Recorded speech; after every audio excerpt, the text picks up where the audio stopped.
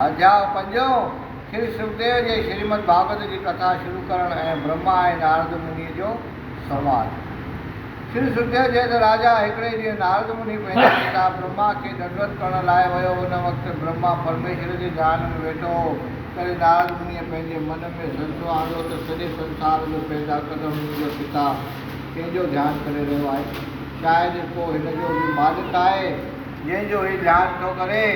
मुनि नारद ब्रह्मा खां ध्यानु छुटण बैदि पुछियो त अव्हां चओ था त जेकी कंहिंजे भाग में लिखियलु हूंदो आहे उहो ई थींदो आहे, पर मां ॾिसां थो त अव्हां सारो जगत रचे वरी उनखे अहिड़ीअ तरह नाश था करियो जीअं कोरीअड़ो पंहिंजे वात मां ॼारीअ वांगुरु तंद कढी वरी उहा खाई छॾींदो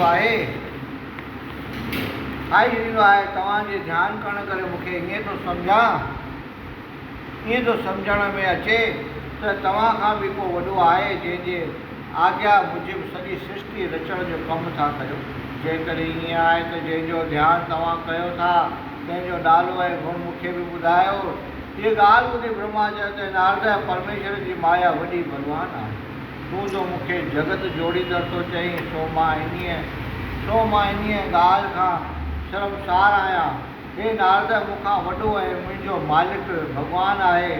घणा ई ब्रह्मांड उनजा ज़ाहिर थी सॼे संसार उनजे माया मां पैदा थिए थो ऐं मां बि परमेश्वर जी आज्ञा सां सॼे जगत खे रचिया थो। जॾहिं नारायण जे नाव मां कवल जो गुल निकितो ऐं मां उन मां पैदा थियुसि, तॾहिं मूं वीचार कयो त मां किथां पैदा थी हिते आयुसि। तॾहिं मां इहो हाल ॼाणी न सघियुसि। तॾहिं परमेश्वर जे ध्यानु करण सां मूंखे ज्ञान पैदा थियो त नारायण जीअं मूंखे पैदा कयो आहे। हे नारद, नारायण जी कृपा सां जेतिरी मूंखे ख़बर आहे सो मां तोखे ॿुधायां थो त जॾहिं परमेश्वर खे इन ॻाल्हि जी इच्छा थींदी आहे त मां हिकिड़े मां अनेक रूप थियनि, तॾहिं हू मूंखे आज्ञा करे थो त तूं संसार खे पैदा कर। उन वक़्तु मूं पंहिंजे मन में वीचार करियां थो त मां कहिड़ी तरह जगत खे रचियां। तॾहिं श्री नारायण जी माया सां हिकु सांतिकी, ॿियो राजसी, ॿियो तामसी 3 गुण पैदा थियनि था। तंहिंखां पोइ 5 तत्व उत्पन्न करे रजोगुण मां रजोगुण मां इंद्री, सतो गुण मां देवता ऐं तमो गुण मां 5 तत्व प्रकट करे सभई शरीरधारी बणायां थो। सभिनी इंद्रियुनि जा देवता न्यारा आहिनि। जीअं अखियुनि जो देवता सूरज मुंहुं जा पृथ्वी कवल जे पननि जी ठाही हुई सा पाणीअ ते बीह नथे सघी। 1000 वरनि ताईं बराबरि लुॾंदी रही।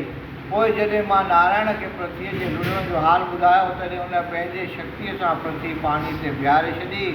उन्हीअ शक्तिअ खे ब्रह्मांड ऐं विराट रूप चइजे थो ऐं उन रूप जा 1000 हथ ऐं 1000 सिर ऐं 1000 पेर, 1000 अखियूं ऐं 1000 कन ऐं 1000 नक वेद में लिखियलु आहिनि। बोल श्री नारायण।